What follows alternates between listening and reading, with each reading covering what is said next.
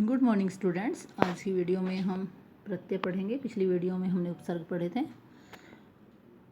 प्रत्यय वो शब्दांश होते हैं जो किसी शब्द के अंत में जुड़ करके उसके अर्थ में परिवर्तन करके एक नया शब्द का निर्माण करते हैं, उन्हें हम प्रत्यय कहते हैं। जैसा कि आपने पहली वीडियो में पढ़ा था कि जो उपसर्ग होते हैं वो शब्दों के आरंभ में जुड़ते हैं और जो प्रत्यय होते हैं वो शब्दों के अंत में जुड़ते हैं। तो इक जो है वो हमारा प्रत्यय है, समाज हमारा शब्द है। तो समाज के साथ जब हम एक प्रत्यय को जोड़ेंगे तो ये सामाजिक बन जाएगा। यदि शब्दांश या प्रत्यय स्वर से आरंभ हो तो उस स्वर की मात्रा के रूप में वो शब्द के साथ जोड़ा जाता है। जैसे सुगंध में इत जोड़ा तो सुगंधित, भुलना में अक्कड़ जोड़ा तो भुलक्कड़, मीठा में आस जोड़ा तो मिठास। यदि प्रत्यय आपका व्यंजन हो, जैसे नाटक में कार क्या है आपका, क्या है आपका व्यंजन हो, तो उसको एज इट इज जोड़ दिया जाता है। जैसे नाटक में नाटक कार बन गया। यदि स्वर है तो उसकी मात्रा के रूप में शब्द के साथ वह जोड़ा जाएगा। यदि व्यंजन है तो उसको एज इट इज ही जोड़ दिया जाता है। प्रत्यय के प्रकार, प्रत्यय के दो प्रकार होते हैं बेटा, कृदंत प्रत्यय और तद्धित प्रत्यय। देखिए कृदंत प्रत्यय वो प्रत्यय होते हैं जो बेटा क्रिया के साथ जोड़े जाते हैं। कृदंत प्रत्यय किसके साथ जोड़े जाते हैं? क्रिया के साथ जुड़ते हैं, इसलिए इन्हें कृत प्रत्यय भी कहते हैं। ये 5 प्रकार के होते हैं। पहला आपका कर्तृवाचक, जो प्रत्यय क्रिया के साथ लग करके कर्ता का निर्माण करे, यानी कर्तृवाचक शब्द बनाए, कर्ता का बोध कराए, उसे हम क्या कहते हैं? कर्तृवाचक प्रत्यय कहते हैं। जैसे अक, अक्कड़, आख, आलू, आकू, आड़ी, ईयल, एरा, ये सारे प्रत्यय जो है वो कर्तृवाचक हैं। इनके साथ जोड़ने से, इनको शब्दों के साथ जोड़ने से कर्ता का निर्माण होता है। जैसे अक जोड़ा तो लेखक, अक्कड़ जोड़ा तो भुलक्कड़, आख तैराक, आलू झगड़ालू, आकू लड़ाकू, आड़ी से खिलाड़ी, यल से मरियल, एरा से बसेरा। इस तरीके प्रत्यय जोड़ने से इन सब हम कर्ता का निर्माण हो जाता है, कर्तृवाचक शब्द बन जाते हैं, इसलिए इन्हें कर्तृवाचक प्रत्यय कहा जाता है। नेक्स्ट देखिए कर्मवाचक। कर्मवाचक वे प्रत्यय होते हैं जो कर्म का बोध कराते हैं। किसके साथ लग करके? क्रिया के साथ लग करके। जो आपके कृदंत प्रत्यय होते हैं ये बेटा क्रिया के साथ लगते हैं, तो ये कर्मवाचक कैसे बनाएंगे? क्रिया के साथ लग करके कर्म का बोध कराएंगे। जैसे ओना से खिलौना, नी से सूंघनी, खिलौना या सूंघने, ये कर्मवाचक शब्दों का बोध करा रहे हैं, इसलिए इन्हें कर्मवाचक प्रत्यय कहा जाता है। करणवाचक वे प्रत्यय जो क्रिया के साधन का बोध कराते हैं कि क्रिया किस साधन के द्वारा की जा रही है।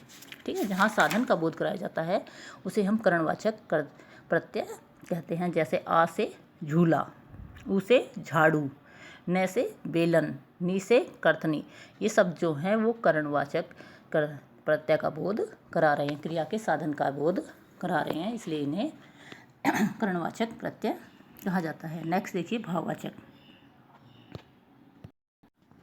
वे प्रत्यय जो क्रिया से भाववाचक संज्ञा का निर्माण करते हैं, अर्थात क्रिया के साथ जुड़ करके भाववाचक संज्ञा बनाते हैं।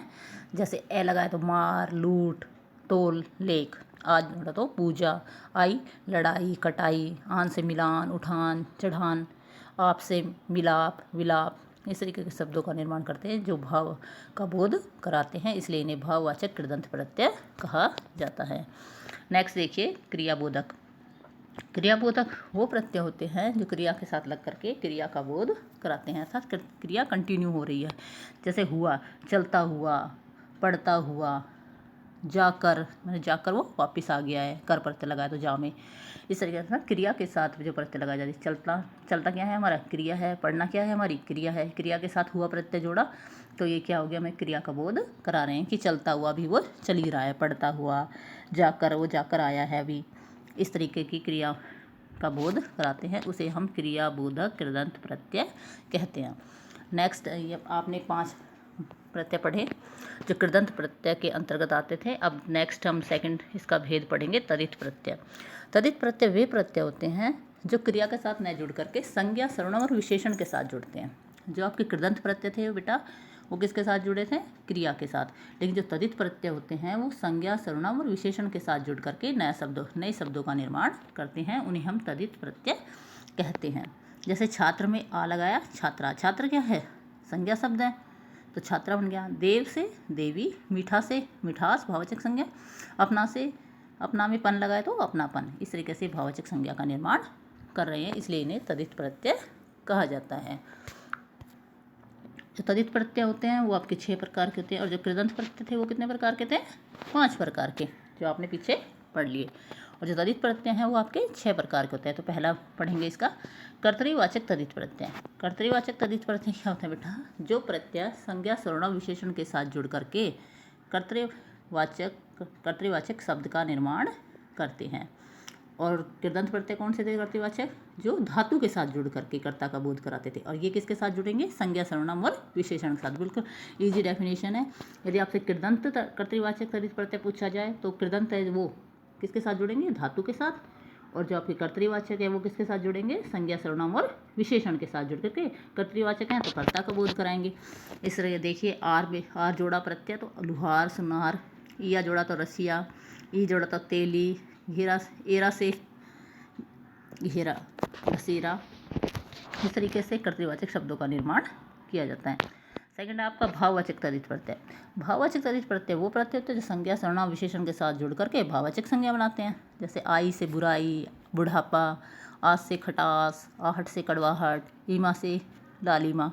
इस तरीके के शब्दों का जो निर्माण करते हैं, अर्थात संज्ञा सर्वनाम और विशेषण के साथ जुड़ करके जो भाववाचक संज्ञा बनाते हैं उन्हें हम भाववाचक तदित प्रत्यय कहते हैं। और भाववाचक आपकी जो कृदंत प्रत्यय था वो धातु के साथ जुड़ करके भाववाचक संज्ञा बनाता था। और जो आपका भाववाचक तदित प्रत्यय है, जो तदित है, वो संज्ञा सर्वनाम विशेषण के साथ जुड़ करके भाववाचक संज्ञा बनाएगा। नेक्स्ट देखिए संबंधवाचक तदित प्रत्यय। संबंधवाचक जैसे नाम से आप देख रहे हो संबंध, जो तदित प्रत्यय जो प्रत्यय लगने से संबंध वाचक शब्दों का निर्माण करते हैं। अर्थात जैसे एरल है, चचेरा, ममीरा, क्या इससे संबंधों का पता चल रहा है? चचेरा भाई है, ममीरा भाई है। शारीरिक, दयालु है, ये श्रद्धालु है। फलित है, इला से रंगीला, रसीला, ये से भारतीय है। एला से विशेला, तर से कठिनतर, मान से बुद्धिमान, वत से पुत्रवत, हरा से इकहरा, जा से भतीजा भांजा। इस तरीके के संबंधवाचक तदित प्रत्ययों का बोध होता है, संबंधवाचक शब्दों का बोध होता है, इसलिए इन्हें संबंधवाचक तदित प्रत्यय कहते हैं। जिन प्रत्ययों के लगने से संबंध का पता चले, संबंधवाचक शब्दों का निर्माण हो, उन्हें हम संबंधवाचक तदित प्रत्यय कहते हैं। नेक्स्ट देखिए अप्रत्ययवाचक तदित प्रत्यय। अप्रत्ययवाचक जो तदित प्रत्यय होते हैं, इनके लगने से संतान का बोध होता है। संज्ञा के साथ जब ये अप्रत्ययवाचक तदित प्रत्यय जोड़े जाते हैं तो किसका बोध होता है? हमें संतान का बोध होता है। जैसे ए लगाया, वासुदेव, राघव, मानव, ई से दशरथी, वाल्मीकि, सौमित्री, ये से कौन्तेय, गंगे, भगिन्य, दैत्य, आदित्य। इन सब जैसे इनका क्या है? इनका संतान का बोध हो रहा है कि ये इनकी संतान है, इनकी द्रौपदी, गांधारी की गांधारी पुत्र हैं।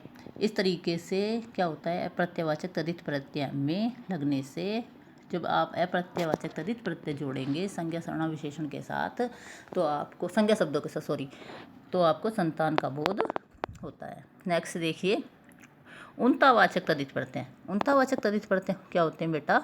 जो संज्ञा सर्वनाम विशेषण के साथ जुड़ करके उनके लघु रूप, लघु में छोटे रूप का निर्माण करते हैं, छोटे शब्दों का निर्माण करते हैं। जैसे एक खाट होता है, बड़ा रूप, तो ईया लगाए तो खटिया, खटिया में छोटा रूप उसका। लुटिया, डिबिया, इसे मंडली, सभा होती है बड़ा रूप, मंडली क्या है? छोटा रूप इसका। पहाड़ बड़ा रूप होता है, पहाड़ी क्या होती है? छोटा रूप होता है। तो इस तरीके से जो उनतावाचक तदित प्रत्यय होते हैं वो संज्ञा सर्वनाम विशेषण का छोटे रूप का बोध कराते हैं, उनके छोटे रूप का बोध कराते हैं, उन्हें हम क्या कहते हैं? उनतावाचक तदित प्रत्यय कहते हैं। नेक्स्ट देखिए स्त्री बोधक तदित प्रत्यय। नाम से देख लो कि जो तदित प्रत्यय स्त्री का बोध कराते हैं, किसके साथ जुड़ करके? संज्ञा सर्वनाम विशेषण के साथ जुड़ करके स्त्री का बोध कराएंगे, तो उन्हें हम क्या कहेंगे? स्त्री बोधक तदित प्रत्यय। जैसे आ लगा तो सुता, छात्रा, अनुजा, आइन, ठकुराइन, मुंशी आइन, देवरानी, सेठानी, नौकरानी, इन लग बाघिन, मालिन, इन्हीं से शेरनी, मोरनी, ये सब क्या है? आपके स्त्रीलिंग शब्द हैं जो स्त्री बोधक प्रत्यय लगने के कारण उनका बोध करा रहे हैं। इसलिए और नेक्स्ट देखिए आपका ये यहाँ पर कृदंत प्रत्यय और तदित प्रत्यय के भेद आपके समाप्त हो जाते हैं। इसके बाद कुछ प्रत्यय होते हैं जो उर्दू से आते हैं, जैसे उर्दू के भी प्रत्यय हैं वो हिंदी में प्रयोग किए जाते हैं। कुछ ऐसे प्रत्यय जैसे गर, ची, नाक, दर, आम, आबाद, इंदा, इन सब ये शब्द जो है ये आपके उर्दू के प्रत्यय हैं जो हिंदी में प्रयोग किए जाते हैं इनका भी प्रयोग किया जाता है। ओके।